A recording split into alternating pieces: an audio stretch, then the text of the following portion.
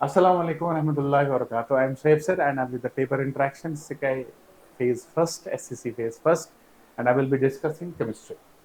Let's start with the question number one. Question number one उससे पहले हमारा जो ये सिलेबस था इसमें दो बेसिक चैप्टर्स फिजिकल केमिस्ट्री के। पहला है some basic concepts of chemistry and दूसरा है redox reactions. So let's go to question number one. Question number one states that amount of oxygen in 32.2 grams of Na2SO4 into 10 times water। तो पहली बात, अगर हम इसका मोलर मास निकालेंगे Na2SO4 into 10 times water, इसका जो मोलर मास बनता है वो कैलकुलेट करके आ जाएगा 322 ग्राम्स। अब इन 322 ग्राम्स में ऑक्सीजन कितना है? If you look eight oxygen 4 and 10 हो गया 14 एटम्स। तो इसमें 14 atoms of oxygen, 14 atoms of oxygen, that is equal to 14 into 16 grams। ये हो गया amount of oxygen present in 322 grams। तो अब हम इसको यहां सॉल्व करेंगे। अगर हमारे पास सोडियम सल्फेट डेकाहाइड्रेट और ऑक्सीजन यहां पे ऐसे है, सोडियम सल्फेट डेकाहाइड्रेट अगर ये 322 ग्राम्स है तो ये हो गया 14 इंटू 16 ग्राम्स। अगर ये एक ही ग्राम होगा, ये हो गया 14 इंटू 16 डिवाइडेड बाय 322। और अगर ये हमारे पास 32.2 ग्राम्स होगा, ये होगा 14 इंटू 16 डिवाइडेड बाय 322 इंटू 32.2। तो अगर आप इसको कैंसिल करेंगे ये आएगा 10, आएगा 14 इंटू 16 डिवाइडेड बाय 10। अगर हम इसको सॉल्व करेंगे आएगा 7, ये आएगा 5। ठीक, तो 7 इंटू 16 ये आएगा 102 डिवाइडेड बाय 5। 102 डिवाइडेड बाय 5 ये आएगा 20.8 ग्राम्स। ये होगा इसका option number 1 correct. Next 46 which is heaviest, किसका मास सबसे ज्यादा है? 25 ग्राम्स ऑफ मर्करी सीधे मास दिया है। 3 moles of water, 3 moles of water हो गया 3 इंटू 15, ये हो गया 54 grams. 2 moles of carbon dioxide हो गया 2 इंटू मोलर मास 44 हो गया 88 grams.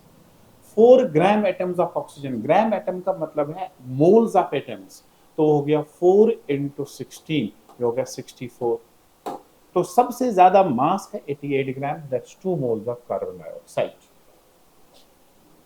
Third question, the mole fraction of water is 20% weight by weight, यानी mass by mass aqueous solution of hydrogen peroxide is. हमें मोल फ्रैक्शन वाटर का निकालना है। तो पहली बात जो सॉल्यूशन है that is 20% W by W। इसका मतलब है 20 grams of hydrogen peroxide are present in 80 grams of water। Total solution बनेगा 100। तो सोल्यूशन अगर 100 बनेगा तो सोल्यूट अगर 20 है तो वाटर होगा 80, यानी सॉल्वेंट होगा 80। ठीक, अब इसको हम सॉल्व कर लेंगे। हमें निकालना mole fraction of water.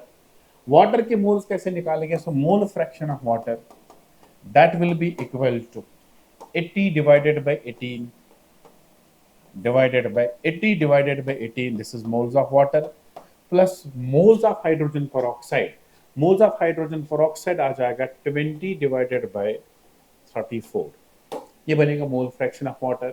So that will B 80 divided by 18, तो ये बनेगा इनटू 18 इंटू 34, ये ऊपर जाएगा, डिवाइडेड बाय ये बनेगा 34 इंटू 80, 34 इंटू 80 प्लस 20 इंटू 18, ये बनेगा हमारा इसका सोल्यूशन। और अगर आप इसको सॉल्व करने की कोशिश करोगे तो ऊपर आएगा 80 इंटू 34, नीचे डिनोमिनेटर में आएगा 34 इंटू 80 प्लस 20 इंटू 18। इसको फिर से सॉल्व करेंगे।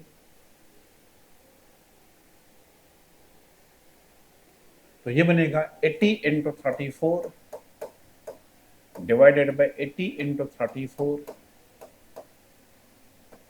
प्लस 80 इंटू 34 डिवाइडेड बाय, वापस जाएंगे, यह 20 इंटू 18, 20 इंटू 18, 20 इंटू 18, या इसको हम ऐसे ही सॉल्व कर लेंगे। Let me go back to this, इस पे वापस आते हैं, इधर ही सॉल्व कर लेंगे इसको।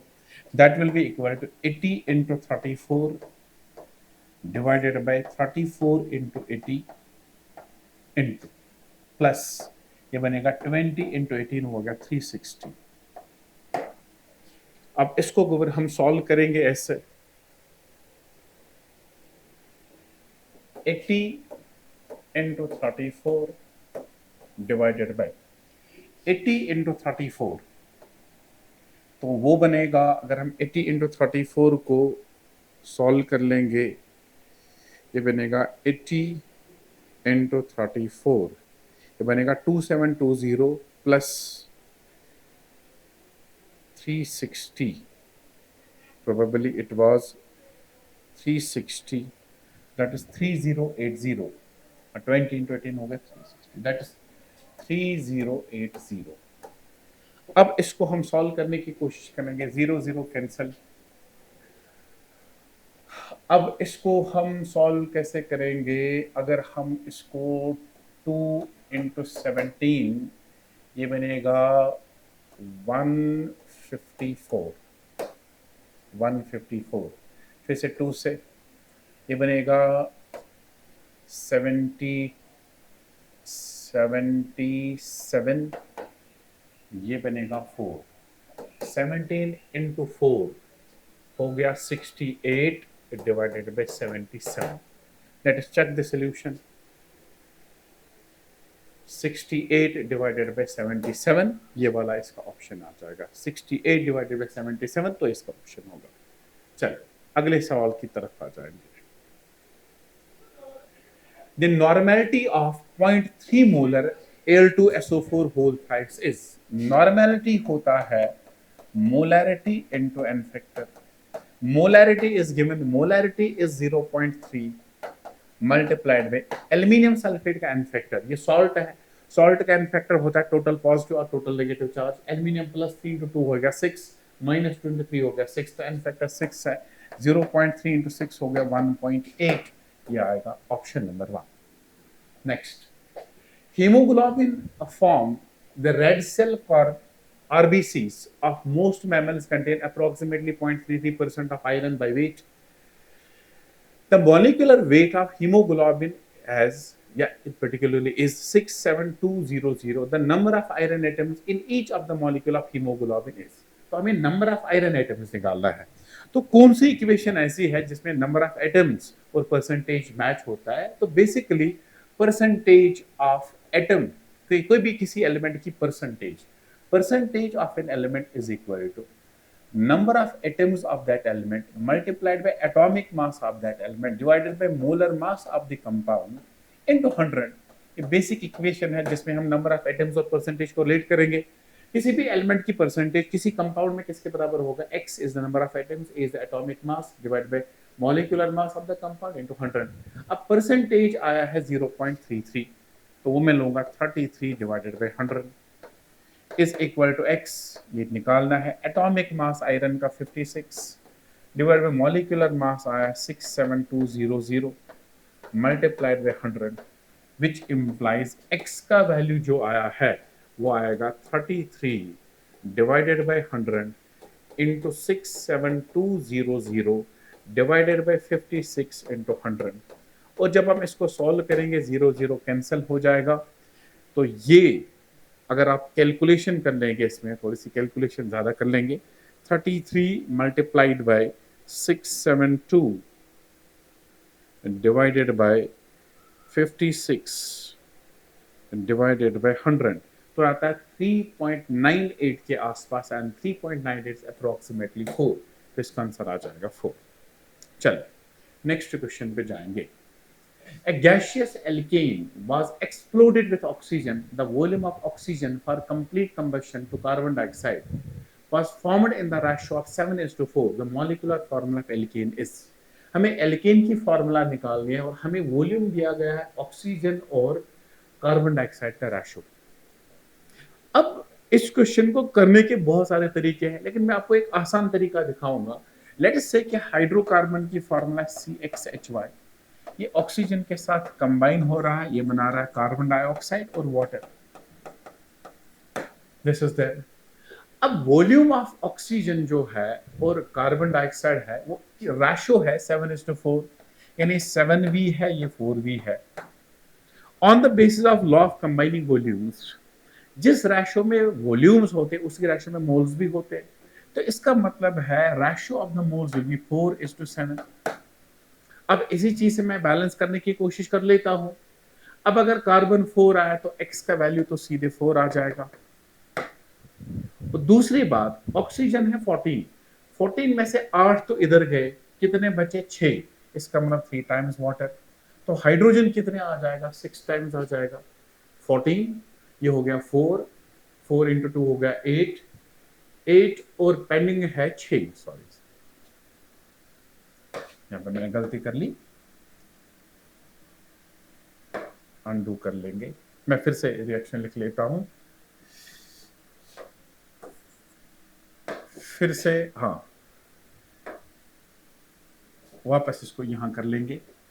It is CxHy plus oxygen give CO2 plus water. मैं आपको आसान तरीका दिखाऊंगा, बैलेंसिंग कर लेंगे। ये 7V है और ये है 4V। 7:4 क्वेश्चन ने वही से दिया है। अब इसका कोएफिशिएंट हम 7 लगाएंगे, इसका कोएफिशिएंट 4 लगाएंगे on the basis of law of combining volumes. अब अगर कार्बन 4 है तो इसका मतलब x का वैल्यू फिलहाल 4 आ जाएगा। अब हमें y चाहिए, y कैसे निकालेंगे? ऑक्सीजन है 7 इंटू 2 हो गया 14, ये हो गया 8, इसका मतलब अभी 6 पेंडिंग है, हो गया ऑक्सीजन बराबर।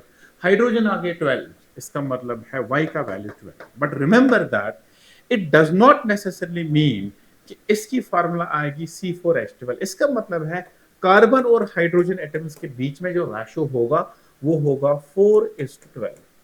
अब 4:12 का सिंपलेस्ट रेशो बनेगा 1:3। अब मैं देखूंगा किस ऑप्शन में कार्बन और हाइड्रोजन का रेशो बनेगा 1:3। जिस ऑप्शन में रेशो बनेगा 1:3 वही ऑप्शन इसका आंसर होगा। Let me go back to my question. पहला ऑप्शन है CH4 1:4, नहीं है। ये है C3H6, यहाँ रेशो 1:2 है, नहीं है। C4H10 ये हो गया 2:5, ये भी नहीं है। C2H6 ये रेशो है 1:3, इसका मतलब करेक्ट ऑप्शन सेकंड आ जाएगा। और भी बहुत सारे तरीके करने के, लेकिन ये वाला तरीका बिल्कुल आसान है। चले अगले वाले सवाल पे हम आते हैं। Amount of oxygen required for the combustion of 1 kg of mixture of butane and isobutane. तो पहली बात, ये अलग अलग कंपाउंड्स नहीं है, आइसोमर्स है, इनकी फार्मूला सेम है। ब्यूटेन की फार्मूला है C4H10। इसको ऑक्सीजन के साथ कंबशन करना है, ये बनाएगा कार्बन डाइऑक्साइड और वाटर। अब इसको कैसे सॉल्व करेंगे? कार्बन यहाँ 4 है तो ये 4 ऑक्सीजन आ जाएगा। हाइड्रोजन 10 है तो 5 हाइड्रोजन, 5 टाइम्स वाटर आएगा। अब हाइड्रोजन आ गए, यहां से ऑक्सीजन आ गया 5 और 8 हो गया 13, तो ये बनेगा 13/2। So for the combustion of 1 mole of butane you require 13/2 moles of oxygen. अब इसने क्योंकि मास के केस में दिया, let's go for the calculation of mass, इसको मास के टर्म्स में ही लेंगे। अब इस रिएक्शन के बेसिस पे 1 मोल ऑफ ब्यूटेन, जब इसका मोलर मास आप निकालोगे 58 आ जाएगा। सो 58 ये ब्यूटेन है C4H10 और ये ऑक्सीजन है, ठीक। 58 ग्राम्स को लगेगा 13/2 into 32, 13/2 into 32 mass of oxygen. Moles है 13/2 मल्टीप्लाइड में मोलर मास इसका 32, ये आएगा 13 इंटू 16, ये आएगा आंसर। अगर ये एक ही होगा then it will be 13 into 16 divided by 58। अब इसने कितना दिया है? इसने दिया है 1 kg ऑफ ब्यूटेन। 1 kg का मतलब अगर ये 1000 ग्राम्स होगा तो 1000 ग्राम्स के लिए कितना ऑक्सीजन रिक्वायर होगा, that is 13 into 16 divided by 58 into 1000। ये मेरा आंसर आ जाएगा, this answer will be in grams. लेकिन इसने किलोग्राम्स में ऑप्शन दिया है, तो ग्राम्स को किलोग्राम्स में निकालने के लिए, so mass of oxygen required is equal 13 into 16 divided by 58 into 1000। क्योंकि ये ग्राम्स है, इसको किलोग्राम में कन्वर्ट करने के लिए मुझे 1000 से डिवाइड करना पड़ेगा, ये और ये कैंसिल हो जाएगा। So my answer will be 13 into 16 divided by 58, that's equal to 13 into 16 divided by 58। और जब आप इसको सॉल्व करोगे, ये वाला आंसर आपका आ जाएगा around 3.58 kilograms. This is my answer. तो पहले हमने इस रिएक्शन स्टोइचियोमेट्री से रिलेशन बिटवीन मास बना दिया। एक मोल को लगेगा 13/2 मोल्स ऑफ ऑक्सीजन, यानी 58 ग्राम्स को लगेगा इतने ग्राम्स ऑफ ऑक्सीजन। फिर 1000 ग्राम यानी 1 केजी को लगेगा इतना, लेकिन ये ग्राम्स में आ जाएगा। ग्राम्स को किलोग्राम में कन्वर्ट करने के लिए डिवाइड बाय 1000, मेरा आंसर ये आ जाएगा, this will be around 3.58। Next question, if 30 milliliter of hydrogen and 20 milliliter of oxygen are reacted to form water, what is left at the end of reaction? Stoichiometry का सवाल है, limiting access का सवाल है। पहले reaction लिखेंगे, H2 plus O2 gives water। अब अगर हम रिएक्शन को बैलेंस करेंगे, ये 2 टाइम्स आ जाएगा, ये 2 टाइम्स आ जाएगा, होगी reaction balance. 30 millilitres of hydrogen and 20 millilitres of oxygen, ये 30 ml है और ये 20 ml है। सीधा स्टोइचियोमेट्री से हम चेक करेंगे, अगर ये 2V है, ये 1V होना चाहिए। अगर ये 30 ml है, तो ऑक्सीजन का वॉल्यूम होना चाहिए half of volume of hydrogen, so VO2 should be equal to VH2 divided by 2, half इसका होना चाहिए। तो अगर हाइड्रोजन 30 लिया है, सो V ऑक्सीजन होना चाहिए 30/2, दैट्स इक्वल टू 15 ml। ठीक, इसका मतलब ऑक्सीजन अपने एक्सेस में लिया, क्योंकि अपने 20 ml ऑक्सीजन के लिए हुए हैं, तो ऑक्सीजन जो कंज्यूम होगा वो 15 ml होगा। तो कितना बचेगा, so volume of oxygen left is equal to 20 ml minus 15 ml, that is equal to 5 ml। तो इसका करेक्ट ऑप्शन आ जाएगा 5 ml of oxygen. Next question हमारा, an aqueous solution of 6.3 grams of oxalic acid dihydrate is made up of 250 ml। तो 6.3 grams of oxalic acid आपने dissolve की 250 ml में, तो एक पर्टिकुलर मोलर सॉल्यूशन बन गया। The volume of 0.1 normal NaOH required to completely neutralize 10 ml of this solution is equal। So this is a case of acid-base reaction या acid-base neutralization, इसको हम कहेंगे acid-base titration। अब acid-base titration को कैसे करेंगे? On the basis of law of equivalence, we say that gram equivalence of acid should be equal to gram equivalence of base। ये basic formula. अब एसिड का कितना है, क्योंकि मोलैरिटी में सॉल्यूशन में दिया है, तो इसके लिए हम लिखेंगे M1 V1 X1 should be equal, इसका सॉल्यूशन नॉर्मेलिटी में है, दैट्स हियर N1 या N2 V2। अब क्योंकि मोलैरिटी में है, तो मोलैरिटी और एन फैक्टर को हम नॉर्मेलिटी में कन्वर्ट कर सकते हैं N1 V1, क्योंकि मोलैरिटी में है, तो मोलैरिटी को हम नॉर्मेलिटी से भी रिप्रेजेंट कर सकते हैं। मोलैरिटी इनटू एन फैक्टर बनता है नॉर्मेलिटी, तो ये बनेगा N1 V1 should be equal to N2 V2। Since क्योंकि ये मोलैरिटी में दिया है, मैं इसी इक्वेशन को यूज करने वाला हूं। अब मोलैरिटी कितनी होगी इसकी, मोलैरिटी को खोलेंगे, molarity is equal to given mass है 6.3, मोलर मास इसका है dihydrate 126 into 1000 divided by total volume 250 आएगा 4। 6.3 डिवाइडेड बाय 126, तो इसको मैं ऐसे लूंगा 63 डिवाइडेड बाय 10 into 126 into 4, तो ये बनेगा 1, ये बनेगा 2, ये आएगा 2 2/10 हो गया 0.2, तो मोलैरिटी इसका आ जाएगा 0.2। अब कर लेंगे सॉल्व, तो मोलैरिटी 0.2 है multiplied by the volume of required to complete 10 ml, इसका एन फैक्टर ऑक्सैलिक एसिड का होता है 2 is equal normality 0.1 multiplied by इसका एन फैक्टर 1 होता है। सॉरी, वॉल्यूम मुझे लेना है, एन फैक्टर लेने की जरूरत नहीं है, वॉल्यूम मुझे इसका लेना है v। तो v किसके बराबर होगा? वो होगा 0.2 इंटू 10 इंटू 2 डिवाइडेड बाई 0.1। तो ये बनेगा 2 into 10 into 2 divided by 1 that's equal to 40 milliliters. तो ये इसका करेक्ट ऑप्शन होगा। तो लॉ ऑफ इक्विवेलेंस से हमने इसको सॉल्व किया। Gram equivalence of acid should be equal to gram equivalence of base. तो ये ग्राम इक्विवेलेंस ऑफ एसिड मैंने लिया मोलैरिटी के टर्म्स में, बाद में इसको नॉर्मेलिटी से भी एक्सप्रेस कर सकते हैं। तो ये gram equivalence of base N1V1 is equal to N2V2। अब नॉर्मेलिटी को हमने मोलैरिटी में रखा बिकॉज हमारे डेटा जो है वो मोलैरिटी वाला डेटा है, तो इस वजह से हमने मोलैरिटी कैलकुलेट करके इसका वॉल्यूम निकाला, that's equal to 40 ml। Next question, given that abundance of isotopes iron 54, iron 56 and iron 57 are 5%, 90% and 5% respectively, the atomic mass of iron is। हमें आयरन का एटॉमिक मास निकाला, यानी average atomic mass. Average atomic mass किसके बराबर होता है? Summation of relative abundance multiplied by या percentage abundance multiplied by atomic mass. तो पहला है 54 मल्टीप्लाइड बाय उसका परसेंटेज 5 है, प्लस दूसरा है 56 उसका 90 है, प्लस तीसरा है 57 उसका भी परसेंटेज 5 है, डिवाइडेड बाय 100। ये इक्वेशन बनती है एवरेज एटॉमिक मास कैलकुलेट करने की। और ये 100 है।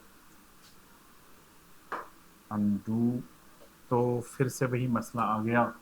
तो इस क्वेश्चन का सोल्यूशन ये ऐसे आएगा, average atomic mass, average atomic mass is equal to, पहला था 54 इंटू, वापस फिर से देखेंगे कौन कौन सा, 54 5%, 90% एंड 5%।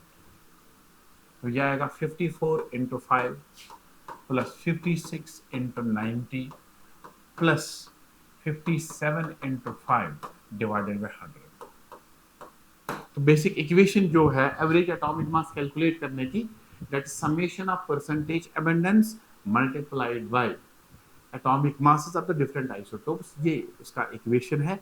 और जब आप ये कैलकुलेट करोगे आपका आंसर आ जाएगा 55.95। You calculate it and you will get the answer 55.95, और ये आएगा ऑप्शन नंबर 2। नेक्स्ट क्वेश्चन हमारा, the ratio of masses of oxygen and nitrogen in a particular gaseous mixture is 1:4. The ratio of number of their molecules is, on the basis of Avogadro's law, N1 by N2 ये होता है V1 by V2, और molecules का number होता है number of moles multiplied bye Avogadro's number, और molecules का ratio भी वही होता है जो मोल्स का रेशो होता है। molecules of first divided by molecules of second, वो होगा N1 by N2।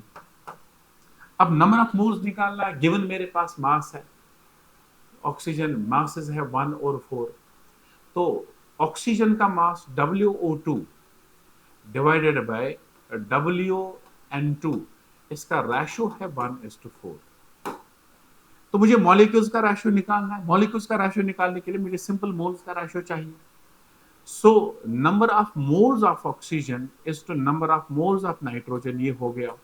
मास है 1 divided by 32 divided by 4 divided by 28, mass by molar mass, mass by molar mass. तो ये इक्वेशन बनेगी 1/32 इंटू 28 डिवाइडेड बाय 4, आएगा 7, so that is 7/32, 7:32, that's option number 2। Next question, 57, when 22.4 liters of hydrogen is mixed with 11.2 liters of chlorine, each at STP, the moles of HCl formed is equal to H2 plus Cl2 gives 2 times HCl। ये reaction हमारी है, ये है 11.2 litres, 22.4, ये 22.4 litres और ये 11.2 litres. The number of moles of HCl formed is equal, दोनों reactants का मास, दोनों रिएक्टेंट्स का डेटा यानी वॉल्यूम मेरे पास है, तो इसमें मुझे चेक करना पड़ेगा लिमिटिंग और एक्सेस, क्योंकि प्रोडक्ट लिमिटिंग वाला ही बनाएगा। 22.4 11.2 इनका वॉल्यूम रेशो 1V और 1V आ जाएगा, ये 2V आ जाएगा। सिंस अगर ये और ये बात करेंगे इनका वॉल्यूम होना चाहिए सेम, तो अगर ये 22.4 है तो ये भी 22.4 होना चाहिए, तो इससे कम है। या उल्टा हम बोलेंगे अगर 11.2 है तो ये भी 11.2 होना चाहिए, लेकिन ये तो ज्यादा है। इसका मतलब इसमें हाइड्रोजन आ रहा है एक्सेस रिएक्टेंट और क्लोरीन होगा लिमिटिंग रिएक्टेंट। इसका मतलब मेरी कैलकुलेशन क्लोरीन से जाएगी। ये 11.2 पूरा रिएक्ट करेगा, इसमें 22.4 में से खाली 11.2 लीटर रिएक्ट करेगा, और ये बनेगा ट्वाइस, ये बनेगा 22.4 लीटर्स। अब ये 22.4 लीटर्स किसके बराबर होता है? 22.4 लीटर्स नंबर ऑफ मोल्स होगा, given volume divided by molar volume, और 22.4 ये बनता है 1 मोल। So 1 mole of HCl will be formed there. चलिए let's now move to question number 58। Question number 58 की रिएक्शन हम लिखेंगे ऐसे, Mg plus O2 it gives MgO, balance करने के लिए ये आएगा 2 टाइम्स, ये आएगा 2 times. Now how many moles of magnesium and how many moles of oxygen do we have here? Moles of magnesium given mass है 1 डिवाइडेड बाय मोलर मास 24, पहले इसके मोल्स निकाल लेंगे 1/24, और फिर ऑक्सीजन का दैट इज 0.56 डिवाइडेड बाय 32। 1/24 जब मैं इसके मोल्स कैलकुलेट करते हैं, इट्स 1/24 ये आता है 0.0416, और दूसरा आता है ऑक्सीजन का 0.056 डिवाइडेड बाय 32, ये आता है 0.00175, that is number of moles. So number of moles 0.56 by 32, given mass by molar mass, and it's 1/24. अब इनमें लिमिटिंग कौन होगा, एक्सेस कौन होगा? अब नंबर ऑफ मोल्स को डिवाइड करेंगे स्टोइचियोमेट्रिक कोएफिशिएंट से, तो स्टोइचियोमेट्रिक रेशियो ऑफ मैग्नीशियम वो किसके बराबर होगा? Number of moles by stoichiometric coefficient. Number of moles हमारे हैं 0.0416, इसका कोएफिशिएंट 2 बनता है, तो ये आएगा 0.028208, ये आएगा आंसर। और स्टोइचियोमेट्रिक रेशियो ऑफ ऑक्सीजन आ जाएगा, फिर से number of moles by stoichiometric coefficient, number of moles है 0.0017 डिवाइडेड बाय इसका 1 ही आएगा, दैट इज 0. जरा इसको फिर से कैलकुलेट करेंगे, 0.56, सॉरी मैंने गलती किया, 0.56 डिवाइडेड बाय 32, यह आता है 0.0175, नॉट 0.00, ये आएगा 0.0175, तो ये आएगा 0. फिर से इसको सही कर लेंगे, ये आएगा 0.0175 डिवाइडेड बाय 1, 0.0175। अब देखिए इनमें स्टोइचियोमेट्रिक रेशियो ऑक्सीजन का कम है, तो ऑक्सीजन बनेगा लिमिटिंग रिएक्टेंट। अब अगर ऑक्सीजन हमारा लिमिटिंग रिएक्टेंट है, तो ऑक्सीजन ही मुझे बताएगा कि मैग्नीशियम कितना यूज होने वाला है। If you look at the stoichiometry, for 1 mole of oxygen we require 2 moles of magnesium, so number of moles of magnesium used is equal to 2 into number of moles of oxygen, that's equal to 2 into 0.0175, तो 0.0175 into 2 ये होता है 0.035। ठीक, अब magnesium के इतने moles react करेंगे, अब कितने मोल्स अनरिएक्टेड रहेंगे? सो number of moles of magnesium unused वो होगा, टोटल मोल्स मेरे पास है 0.0416 माइनस 0.035, और जब आप इसको कैलकुलेट करोगे 0.04 that is equal to 0.0416 0.0416 minus 0.035 वो आता है 0.0066 0.0066। लेकिन अब क्वेश्चन ने कहा है कितना मास रिएक्ट करेगा। अब मोल्स को मास में कन्वर्ट करना है। मास ऑफ मैग्नीशियम अनयूज्ड वो होगा मोल 0.0066 मल्टीप्लाइड बाई 24। इसको 24 से मल्टीपल हम करेंगे, मल्टीप्लाइड बाई 24 ये आता है 0.158 0.158 0.158 magnesium. So this is the correct option, third option क्या आएगा, अराउंड 0.16 ग्राम्स, ये होगा करेक्ट ऑप्शन। चलिए नेक्स्ट सवाल पे आते हैं। नेक्स्ट सवाल हमारा जो है, what is the mass of the precipitate formed when 50 milliliter of 16.9 solution of silver nitrate is mixed with 50 milliliters of 5.8% NaCl। तो पहले रिएक्शन लिखेंगे, it's AgNO3 plus NaCl, it gives us AgCl plus sodium nitrate। ये reaction balanced form में है। अब सवाल क्या कह रहा है, 50 ml of 16.9% solution of AgNO3, तो ये है 50 ml और परसेंटेज इसका है 16.9% और ये भी है 50 ml और इसकी परसेंटेज है 5.8%। What do you mean percentage? Percentage का मतलब 100 ml में 16.9 ग्राम्स हो गए।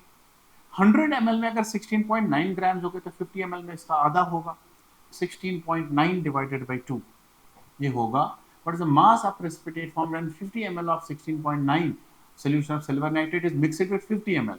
तो 50 ml में इसका आधा मास होगा, 16.9 का होगा 8.45 ग्राम्स इसका, तो ये है 5.8 का जो आधा आ जाएगा वो होगा 2.9 ग्राम्स इसके। अब इसके 8.4 ग्राम्स और इसके 2.9 ग्राम्स मेरे पास है। फिर से एक क्वेश्चन बनेगा लिमिटिंग और एक्सेस का, तो मुझे क्या करना है, मुझे देखना है कि NaCl कितना, सॉरी AgCl कितना बनेगा और मास of the precipitate, AgCl precipitate बनता है। अब ये कितना बनेगा, तो पहले मुझे डिसाइड करना होगा लिमिटिंग और एक्सेस कौन सा होगा। अब इसका क्या करना है, सबसे पहले मोल्स निकालेंगे। इसके मोल्स आ जाएंगे, number of moles of silver nitrate वो होता है 8.45 डिवाइडेड बाय इसका मोलर मास अराउंड बनता है अराउंड 180 के आसपास, 180 के आसपास 108। नाइट्रोजन का बनता है 14 प्लस ऑक्सीजन का बनेगा 48 62 तो 170।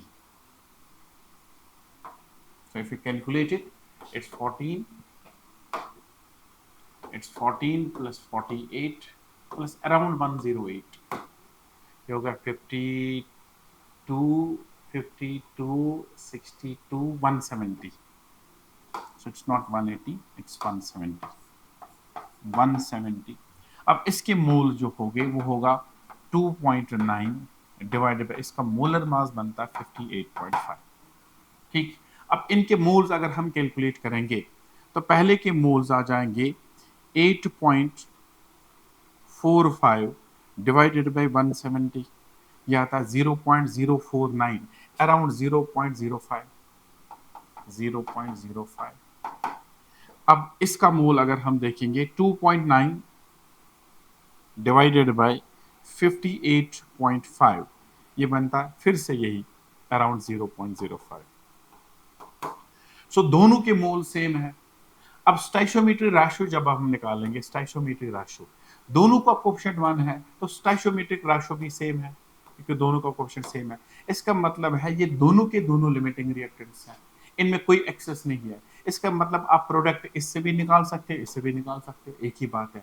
सो अगर ये 0.05 मोल्स है, ये भी 0.05 मोल्स है, इसका मतलब प्रेसिपिटेट जो AgCl बनेगा ये भी 0.05 है। ये प्रेसिपिटेट नहीं होता, प्रेसिपिटेट ये वाला। So number of moles of AgCl formed is equal to 0.05। अब number of moles of AgCl यानी precipitate formed is equal to 0.05। तो मास ऑफ AgCl किसके बराबर होगा? वो होगा number of moles, that is 5/100 multiplied by इसका जो मोलर मास बनता है, दैट्स 143.5 143.5 5/100 इंटू 143.5। अब इसका कैलकुलेशन अगर हम लेंगे तो ये बनेगा 143.5 इंटू 0.05, ये बनता है 7.17, अराउंड 7 ग्राम्स के आसपास ये आएगा इसका करेक्ट ऑप्शन। चलिए अगला क्वेश्चन हमारा, A mixture of gases contain hydrogen and oxygen the ratio of 1:4 mass by mass। अभी इस टाइप का क्वेश्चन अभी हमने किया। तो what is the molar ratio of the gases? तो molar ratio of number of moles of hydrogen by number of moles of oxygen, number of moles of oxygen। अच्छा मास किस रेशियो में है? 1:4।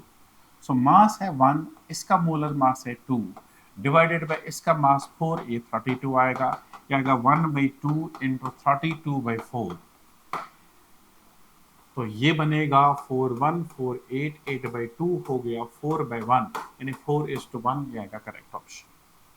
नेक्स्ट क्वेश्चन हमारा, suppose the elements x and y combine to form two compounds xy2 and x3y2 when 0.1 mole of xy2 weighs 10 grams and 0.05 moles of x3y2 weighs 9 grams, the atomic weights of x and y are। तो पहली बात है हम इनका molar mass निकालेंगे। xy2 इसका molar mass किसके बराबर है? वी नो दैट n होता है W/m, तो मोलर मास होगा W divided by n, given mass divided by number of moles.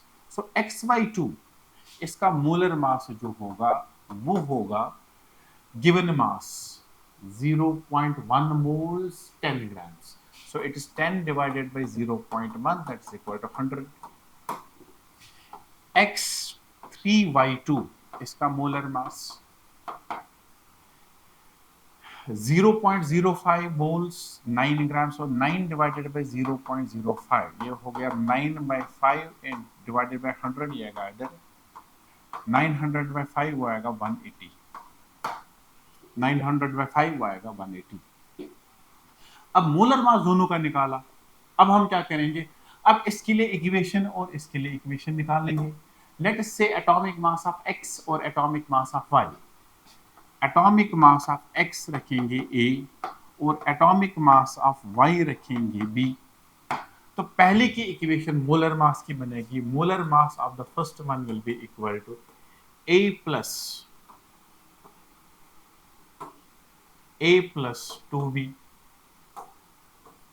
plus 2b और वो किसके बराबर आता है? 100 के बराबर। Molar mass of the second x 3 times है तो बनेगा 3a plus 2b, ये आता है 180 के बराबर। यूज एलिमिनेशन, सबट्रैक्ट कर लो, माइनस माइनस माइनस, 2b खत्म, ये बनेगा 2a minus 2a is equal to minus 80, that means a is equal to 40। तो a का एटॉमिक मास 40 आ जाएगा, तो a का एटॉमिक मास 40 आ जाएगा, तो फिर इक्वेशन में पुट करके दूसरे का मास 30 आ जाएगा। You can put in the equation, वो कर भी लेंगे। अभी हमने लिया a plus 2b होता है 100 के बराबर, ये आया 40 plus 2b is equal to 100, which means 2b is equal to 100 minus 40 हो गया 60, तो b आ जाएगा 30। so correct option is first one। next question, in which case the number of water molecules is maximum। Molecules का number सबसे ज्यादा वहीं पे होगा जहां पे नंबर ऑफ मोल्स। मॉलिक्यूल्स का नंबर होता है number of moles multiplied bye Avogadro's number, जहां मोल्स ज्यादा वहीं पे मॉलिक्यूल्स ज्यादा। 18 मिलीलीटर ऑफ वाटर, ये हो गया simply 18 grams of water, that is equal to 1 mole, because density of water at room temperature is equal to 1। 0.018 ये आएगा 1/100, यानी 0.01 moles।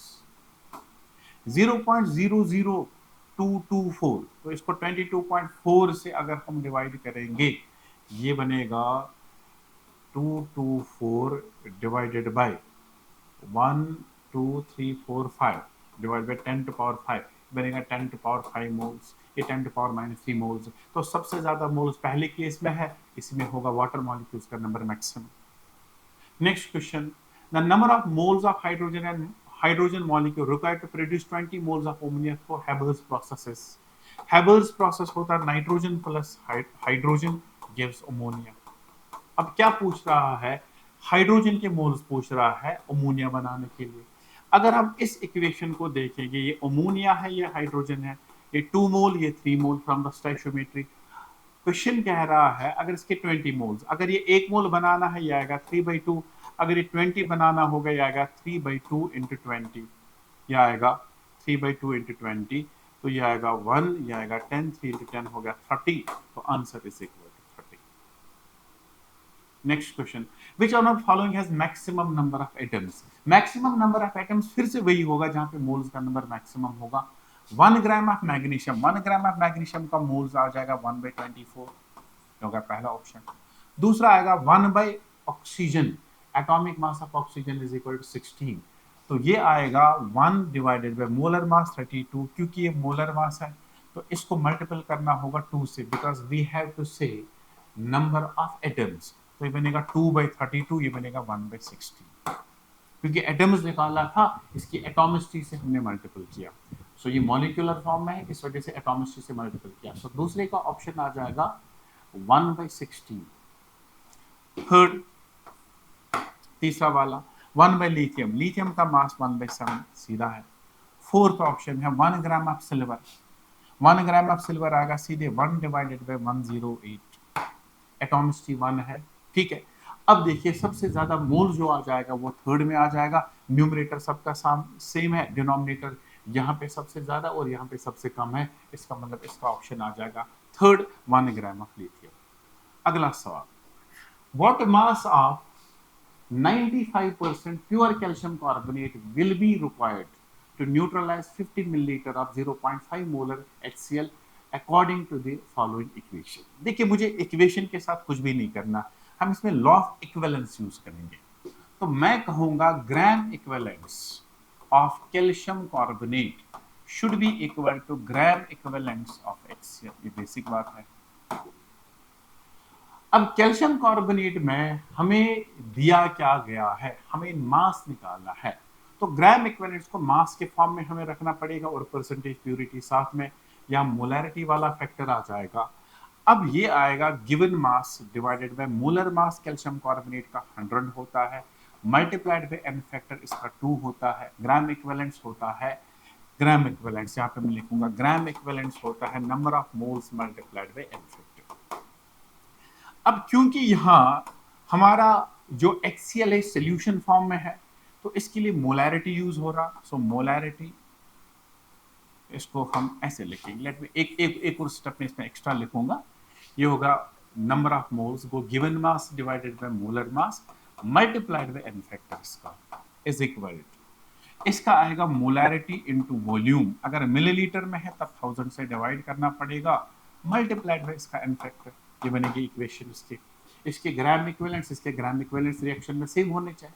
लेकिन एक और बात है, कैल्शियम कार्बोनेट का परसेंटेज प्यूरिटी इसने 95, ये प्योर के लिए, लेकिन परसेंटेज प्यूरिटी 95 है, 95 का मतलब 95 डिवाइडेड बाय 100, ये परसेंटेज प्यूरिटी का मैंने लिया, ये इक्वेशन बन गई, और इस इक्वेशन से आप इसको सॉल्व कर सकते हो। सो ये बनेगा 95 divided by 100 into W mass निकालना है, मोलर मास इसका होता है 100 into n factor, calcium carbonate का एन फैक्टर 2 होता है, कैल्शियम पे भी चार्ज +2, कार्बोनेट पे charge -2, is equal to molarity, molarity है 0.5, वॉल्यूम है इसका 50 divided by 1000 into n factor HCl का 1 होता है। अब इक्वेशन मेरी बन गई, तो पहली बात ये 3 जीरोस और यहाँ 2 और 1 जीरो खत्म हो जाएगा, which implies W is equal to 0.5 into 50 divided by 95 into 2 नीचे आ जाएगा, और वहां 10 बचा वो जाएगा ऊपर, तो ये आएगा 0.5 into 10, ये बनेगा 5 into 250, 250 divided by 95 into 2, 250 divided by 95 into 2, 125 divided by 95, 125 divided by 95, ये मेरा सोल्यूशन आ जाएगा 125 डिवाइडेड बाय 95, ये आएगा 1.31, 1.315, यानी 1.32 grams. This is the answer, that's equal to 1.32 grams. ये इसका करेक्ट ऑप्शन है। तो मैंने इसको सॉल्व किया with the law of equivalence. Law of equivalence खाली इतना है, लेकिन परसेंटेज प्योरिटी साथ में दिया है, सो इट्स 95/100 बिकॉज इसकी percentage purity 95%। Next question, the right option for the mass of carbon dioxide produced by heating 20 grams of 20% limestone। तो पहली बात है mass of calcium carbonate, that is equal to 20 grams. ये तो impure sample है।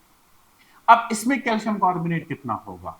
Mass of CaCO3 जो pure form में होगा वो होगा 20% मल्टीप्लाइड बाई 20 ग्राम्स। तो 0 0 कैंसल, यह आएगा 4/100। तो 20% ऑफ 20 ग्राम्स ये आएगा 4 डिवाइडेड बाई 100, ये आएगा 0.04 ग्राम्स। ये है मास ऑफ कैल्शियम कार्बोनेट। अब मुझे देखना कार्बन डाइऑक्साइड कितना बनेगा। Calcium carbonate gives calcium oxide plus carbon dioxide. हमें कार्बन डाइऑक्साइड का मास निकालना है। कैल्शियम कार्बोनेट 100 ग्राम्स है, तो कार्बन डाइऑक्साइड 44 ग्राम्स बनेगा। तो अगर ये 100 या 44, अगर ये 1 होगा, ये होगा 44/100। ये है 0.04, ये होगा 44 डिवाइडेड बाई 100 इंटू 0.04। इसके बारे में लिखूंगा 4 डिवाइडेड बाई 100, ये होगा 44। 176 डिवाइडेड बाई दिस, ये आएगा 1.76 ग्राम्स। फिर से चेक कर लेंगे इसको, ऐसे वही आ जाएगा 44 इंटू 4 डिवाइडेड बाई 0. हमने कहीं कैलकुलेशन में गलती मत कर ली। Right option for the mass of carbon dioxide produced by 20 grams of 20% pure limestone. तो मास ऑफ कैल्शियम कार्बोनेट आ गया 20, mass of calcium carbonate pure हो गया 20% ऑफ 20 ग्राम्स, वो आता है, अच्छा ये यहाँ पे मैंने गलती की, सॉरी यहाँ पे मैंने गलती की। तो ये आता है 0 0 कैंसिल, ये आता है 4 ग्राम्स, सॉरी ये आता है 4 ग्राम्स। अब इसको हम यहाँ सॉल्व कर लेंगे, इसको हम सॉल्व इधर कर लेंगे। कैलकुलेशन में गलती, 104.4, अगर ये 1 होगा ये होगा 44 डिवाइडेड बाय 100, और अगर ये 4 होगा 44 डिवाइडेड बाय 100 इंटू 4, ये आंसर आ जाएगा 1.76 ग्राम्स। तो ये हमारा आंसर आ जाएगा इस क्वेश्चन का। Next, 1 gram of sodium hydroxide was treated with 25 milliliters of 0.75 molar HCl solution. Okay, the mass of sodium hydroxide left unreacted is equal to, तो reaction है HCl solution and sodium hydroxide, NaOH plus HCl, ये देगा NaCl plus water। फिर से limiting और access का सवाल, limiting और एक्सेस का सवाल। NaOH 1 gram of sodium hydroxide, ये 1 ग्राम, और ये कितना है 25 मिलीलीटर इंटू 0.25 ml है, और मोलैरिटी ऑफ सॉल्यूशन है 0.75 मोल। अब पहले हम इसके मोल्स निकाल लेंगे। नंबर ऑफ मोल्स आ गया 1 डिवाइडेड बाय 40। अब इसके मोल्स अगर हम निकाल लेंगे वो आएगा 25 molarity into volume divided by 1000। ठीक, सो 1/40 ये आएगा 25 इंटू 0.75 डिवाइडेड बाय 1000, यह आता है 0.01875, 0.01875। तो ये बनता है 1/40 0.025। अब आप खुद देख सकते हो इसके मोल्स कम आ रहे, इसके मोल्स ज्यादा आ रहे, और दूसरा स्टाइशियोमेट्रिक कोएफिशिएंट जो है, स्टाइशियोमेट्रिक कोएफिशिएंट है सेम, यानी दोनों को डिवाइड 1 से करना, उससे कोई फर्क नहीं पड़ेगा। इसका मतलब है सोडियम हाइड्रोक्साइड एक्सेस में है, पहली बात ये। अब सवाल है सोडियम हाइड्रोक्साइड का कितना यूज होगा और कितना रिएक्टर रहेगा। Number of moles of sodium hydroxide used that is equal to the number of moles of HCl, और वो कितना होगा, वो होगा 0.01875। ये इतना रहेगा, ये यूज होगा। अब number of moles of NaOH unused, कितना अनयूज्ड होगा, वो हो गया 0.025 minus 0.01875। Let us check it. यह आएगा 0.025 माइनस 0.01875, यह आता है 0.00625। So number of moles unused of sodium hydroxide. अब इसको कन्वर्ट करना है मास में। So mass of NaOH that remains unused, वो किसके बराबर होगा, वो होगा number of moles into molar mass, वो है 0.00625 multiplied by 40. Let me check it. Multiplied by 40, वो आता है 0.25, लेकिन आंसर आएगा ग्राम्स में। अब इसने ग्राम्स में तो नहीं लिया, मिलीग्राम्स में, तो मिलीग्राम्स में 0.25 बनेगा 250 milligrams, that's equal to 250 mg। यह आएगा इसका answer. Next question, a compound contains 32% of A, B, C। इसका 32% है, 20% B का है और C का है रिमेनिंग परसेंट। 32 20 ये हो गया 52, ये बनेगा 48। एटॉमिक मास A है 64, ये परसेंटेज, ये एटॉमिक मास, इसका है 40, इसका है 32।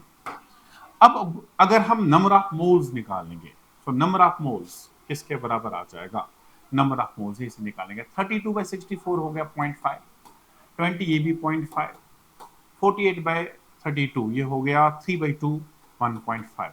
ये number of moles. Simplest ratio of moles जब आप निकालोगे 0.5 से सबको डिवाइड, ये आएगा 1:1:3, यानी फॉर्मूला बनेगा ABC3, ABC3, that's option number 3। तो बिल्कुल सिंपल सवाल था। Next question, 1 gram of hydrogen है same number of molecules as in. Molecules का नंबर सेम तब आएगा जब नंबर ऑफ मोल सेम होगा। 1 gram of hydrogen, number of moles हो गया 1/2, that is equal to 0.5। 14 gram हो गया 1 मोल। 18 ग्राम्स ऑफ वाटर, ये भी हो गया 1 मोल। 16 ग्राम्स ऑफ CO, ये होता है 16/28, ये भी हाफ नहीं आएगा। CO 16 प्लस 12, ये हो गया 28। अच्छा सॉरी 14 ग्राम्स ऑफ नाइट्रोजन हो गया 1/2 मोल्स, तो ये आएगा 16/28, तो ये आएगा 0.5 से कुछ ज्यादा, मान लो 0.55 आ जाएगा। 28 ये आ गया 1 मोल। सो 14 ग्राम्स ऑफ नाइट्रोजन, तो 14 grams given mass 14, molar mass का 28, ये आएगा 1/2। सो नंबर ऑफ मोल्स खाली इसके साथ मैच कर रहा है, तो करेक्ट ऑप्शन ये वाला होगा। नेक्स्ट क्वेश्चन, अब यहां से हमारा रेडॉक्स स्टार्ट होगा। अब इसमें कैलकुलेशन तो नहीं है, ये सीधा कॉन्सेप्चुअल है। Oxidation number of arsenic atom here, ये हो गया 8 - 3 हो गया 5। नेक्स्ट क्वेश्चन हमारा, विच of the following is not a redox reaction, इनमें कौन सी रेडॉक्स रिएक्शन नहीं है। अगर आप सब रिएक्शंस में देखोगे ऑक्सीडेशन से चेंज हो रहा है, यहाँ कार्बन का भी चेंज हो रहा है, मैग्नीशियम का भी चेंज हो रहा है, जिंक 2 पॉजिटिव हो रहा है, यहाँ +1 -1, यहाँ +1 -1, ऑक्सीडेशन स्टेट सेम, तो ये रेडॉक्स नहीं है। नेक्स्ट क्वेश्चन हमारा, in the reaction chlorine OH, chlorine का ऑक्सीडेशन स्टेट यहाँ 0, यहाँ -1, यहाँ +7, ठीक। सो क्लोरीन की हो रही है disproportionation. In this reaction chlorine is oxidized as well as reduced. Next one, which order of compounds is according decreasing order of oxidation state of nitrogen, decreasing order of oxidation state। देखो compounds कौन कौन से, एक HNO3 है, दूसरा NO है, तीसरा NH4Cl है, चौथा नाइट्रोजन। इधर +5 है, इधर +2 है, इधर -3 है, इधर 0 है, तो सीक्वेंस बनेगा nitric acid NO, N2 and NH4Cl। यह आ जाएगा option number 2। Next question, in the following reaction bromine 0 carbon +4, bromine -1 carbon +5, carbon 6 - 1 हो गया +4। सो कार्बन का चेंज नहीं हो रहा, ब्रोमीन का चेंज हो रहा। ब्रोमीन की ऑक्सीडेशन और reduction, bromine is both oxidised as well as reduced, option 4। Next, which are the following is a redox reaction. यहां पे ऑक्सीडेशन स्टेट सेम रहते हैं, not a redox. Calcium oxalate, calcium chloride, oxalic acid same रहता है, not a redox reaction. Magnesium hydroxide, ammonium chloride same ही रहता है। Zinc यहाँ 0 है, यहाँ जिंक +2 है, यहाँ सिल्वर +1 है, सिल्वर 0 है। तो ये एक रिएक्शन है जहां पे ऑक्सीडेशन स्टेट चेंज हो रहा है, इट्स एरोडॉक्स। नेक्स्ट, बैलेंसिंग है। इन this reaction KMnO4 plus Y times H2SO4 gives K2SO4 plus MnSO4। Product side से बैलेंस्ड है। पोटेशियम बन रहे हैं 4, इसको 4 कर दो। मैग्नीज बन रहे हैं 4, मैग्नीज भी 4 आ गए। अब बारी है ऑक्सीजन की। सल्फर, सल्फर यहां आगे 4 सल्फर और 2 सल्फर हो गए 6, इसका मतलब 6 टाइम्स सल्फर आ जाएगा। हाइड्रोजन आगे 12। अब बारी है ऑक्सीजन की। ऑक्सीजन की बारी रिएक्टेंट साइड से 4 × 4 हो गया 16। 16 ऑक्सीजन यहां से आगे, सल्फेट तो ऑलरेडी बैलेंस्ड फॉर्म में, 16 ऑक्सीजन ये आ गया 6। इसका मतलब है मुझे 10 ऑक्सीजन, तो ये 5 चाहिए। तो अब मुझे बना X, Y और Z। X आएगा 4, Y आएगा 6, Z आएगा 5। 4, 6, 5 ये आएगा इसका correct option. Next question, oxidation state of sulphur in H2S2O8, ये +6 होता है। इसमें पेरोक्साइड लिंकेज है, नो इट, पेरोक्साइड लिंकेज है, सल्फर का +6 एक्सीड नहीं करेगा।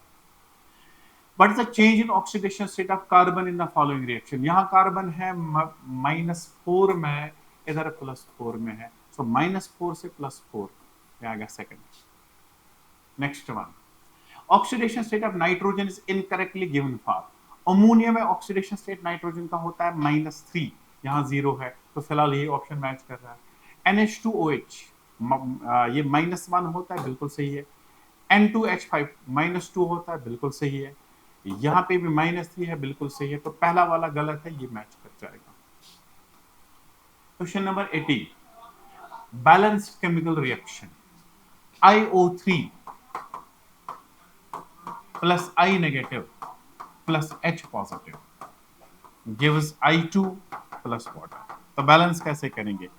आयोडीन +5 से 0 पे जा रहा है, इसका n फैक्टर 5 है। -1 से 0 पे जा रहा है, इसका n फैक्टर 1 आएगा। तो इसको 1 से मल्टीपल करेंगे, इसको 5 से मल्टीपल करेंगे, इसका कोएफिशिएंट 1 बनेगा, इसका coefficient 5।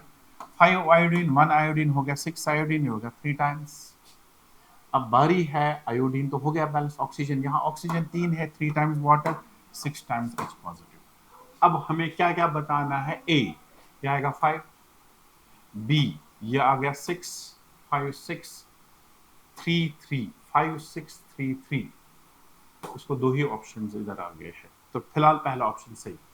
Next one, in which of the following compounds oxidation state of carbon is maximum. Carbon का ऑक्सीडेशन स्टेट मैक्सिमम कहाँ है? यहां पे कार्बन का oxidation state 0। Chloroform, next one, chloroform में आ जाएगा 3 - 1, तो ये आ जाएगा +2। तो यहां पे आ जाएगा -2, -2 यहां पे आता है 0, तो सबसे ज्यादा है सेकंड ऑप्शन में। H2O2 plus ozone gives H2O plus oxygen, H2O2 plus silver, it gives silver. Silver यहाँ +1 से 0 पे आ रहा है, तो सिल्वर की हुई है रिडक्शन। तो इसका मतलब है यहाँ पे हाइड्रोजन पेरोक्साइड पक्का रिड्यूसिंग एजेंट है। अब ऊपर क्या है?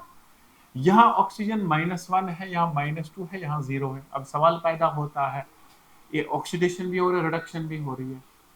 अब ओजोन का भी मुझे पता नहीं, बट रिमेंबर दैट इस केस में hydrogen peroxide can also behave as an oxidizing agent, but ozone is a stronger oxidizing agent than hydrogen peroxide. तो इसमें ओजोन बिहेव करेगा एज एन ऑक्सीडाइजिंग एजेंट और हाइड्रोजन पेरोक्साइड बिहेव करेगा reducing agent.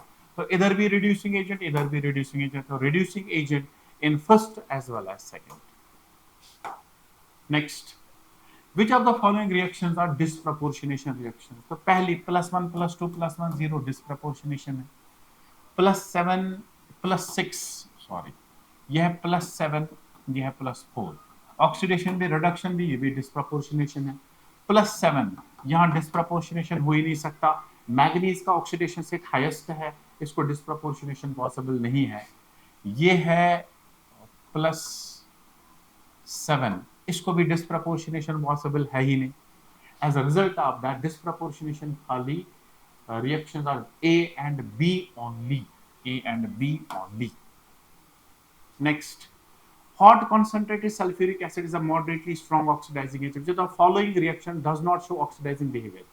किस reaction में sulphuric acid oxidizing behaviour show नहीं कर रहा, जहां पे ऑक्सीडेशन से चेंज नहीं होगा? ये +6 है, +4 है, चेंज हो रहा है, रिडक्शन हो रही है, ऑक्सीडाइजिंग एजेंट है। +6 है, +4 है, फिर से ऑक्सीडाइजिंग एजेंट है। +6 है, +4 है, ऑक्सीडाइजिंग एजेंट है। यहाँ पे +6 है, इधर भी +6, oxidation state does not change. तो इसका करेक्ट ऑप्शन 4 होगा, जहां पे सल्फ्यूरिक एसिड का ऑक्सीडाइजिंग ऑक्सीडेशन स्टेट चेंज नहीं हो रहा है, so it's not an oxidizing agent. अगला हमारा, which reaction is not a redox reaction? इनमें कौन रेडॉक्स रिएक्शन नहीं है? Barium sodium oxidation state same, तो ये वाला रेडॉक्स रिएक्शन नहीं है। अब बाकी हम प्रूव करेंगे। 0 +2 oxidation state change, +2 0 oxidation state change हो रहा है, तो रेडॉक्स रिएक्शन है। क्लोरीन इधर 5, आयोडीन 0, यहाँ पे आयोडीन 5, क्लोरीन 0, फिर से रेडॉक्स रिएक्शन है। 0 0 +1 -1 ऑक्सीडेशन स्टेट चेंज हो रहा है, तो खाली पहली वाली रिएक्शन, इधर barium +2 sodium 1 sulphur 6, barium 2 sulphur 6 sodium +1 chlorine -1। तो इसका मतलब है पहली रिएक्शन अकेली रिएक्शन जिसमें ऑक्सीडेशन से चेंज नहीं हो रहा है, so it's not a redox reaction. Next reaction, for the redox reaction इसको बैलेंस करना है। मैग्नीज 7 से 2 पे जा रहा है, एन फैक्टर 5 है। कार्बन 3 से 4 पे जा रहा है, एन फैक्टर 1 × 2 हो गया 2, इसको 2 से मल्टीपल और इसको 5 से मल्टीपल, ये हो गया मैग्नीज 2 10 कार्बन हो गया। ऑक्सीजन है 8 + 20 28, 10 20 तो आगे ये आएगा 8, हाइड्रोजन आ गया 16। अब मुझे मैग्नीज का देखना है, मैग्नीज का 2 है, 2 जगह है, इसका 5 है, 2 5, ये आएगा 16, तो correct option second. Question number 87, on balancing the given redox reaction, balancing the given redox reaction, ये है Cr2O7 2 negative plus SO3 2 negative plus H positive gives chromium 3 positive plus SO4 2 negative plus water. Let's go for this. Chromium +6 से +3 change free है, लेकिन 2 items है, N factor 6, +4 से +6 इसका n factor 2 है, तो इसको मल्टीपल 1 से, इसको मल्टीपल 3 से, ये 3 टाइम्स आएगा, ये इधर 2 टाइम्स आएगा, ये 3 टाइम्स आ जाएगा। अब ऑक्सीजन की बारी, हो गया 7 + 9 हो गया 16, ये हो गया 12 और ये हो गया 4 16, हाइड्रोजन आ गए 8 8 H पॉजिटिव। अब coefficients of ABCR, ABCR, A है इधर, इसका कोफिशिएंट 1 है, तो पहले 1 आ जाएगा, ठीक। फिर है B कोफिशिएंट है इसका 3 आया, सो इट इज 1 3, तो फिलहाल ये मैच कर रहा है। फिर C H पॉजिटिव का 8 आया, 1 3 8, ये तो करेक्ट ऑप्शन है। 88, the oxidation states are not showed when manganese in the given। इसमें मैग्नीज का कौन कौन सा ऑक्सीडेशन स्टेट नहीं है? +7 है इधर, +6 सॉरी है इधर, ये +7 है, ये +4 है, +6 तो है, +2 नहीं है, +4 है, +7 भी है, +3 नहीं है, तो B और E नहीं है, आर नॉट शोन। चलिए next one, in which of the following compounds oxygen has highest oxidation state, which has lowest oxidation state? highest इधर होगा +2 फ्लोरीन के साथ, और लोवेस्ट इधर है -1, इधर है -1/2, इधर है +1, तो lowest -1, highest +2, OF2 and H2O2।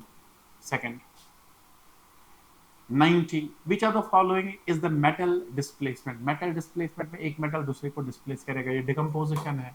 ये मेटल डिस्प्लेसमेंट है, क्रोमियम और aluminium, aluminium displaces chromium. Iron X के लिए नॉन मेटल डिस्प्लेसमेंट, ये डिकम्पोजिशन है, तो इसका सेकंड ऑप्शन आ जाएगा। This was our question number 90। So this was all about the paper interaction. Thank you so much. हाँ, इस पेपर की एनालिसिस ये है, इसमें मोल कॉन्सेप्ट जो था उसमें थोड़ा कैलकुलेशन ज़्यादा इन्वॉल्व था, और आपने देखा भी, मैंने खुद भी कैलकुलेशन की। बाकी रेडॉक्स जो था उसमें कोई इतना स्ट्रांग तो नहीं था, लेकिन मोल कॉन्सेप्ट इसमें बड़े अच्छे सवाल थे। लिमिटिंग एक्सेस पे ज़्यादा क्वेश्चंस थे, और बाकी बाकी कॉन्सेप्ट्स इसमें इन्वॉल्व हो रहे। कैलकुलेशन थोड़ा सा ज़्यादा था, लेकिन आपको इसकी आदत डालनी पड़ेगी। Thank you so much. मिलते हैं इंशाल्लाह नेक्स्ट इंट्रैक्शन में। अस्सलाम वालेकुम।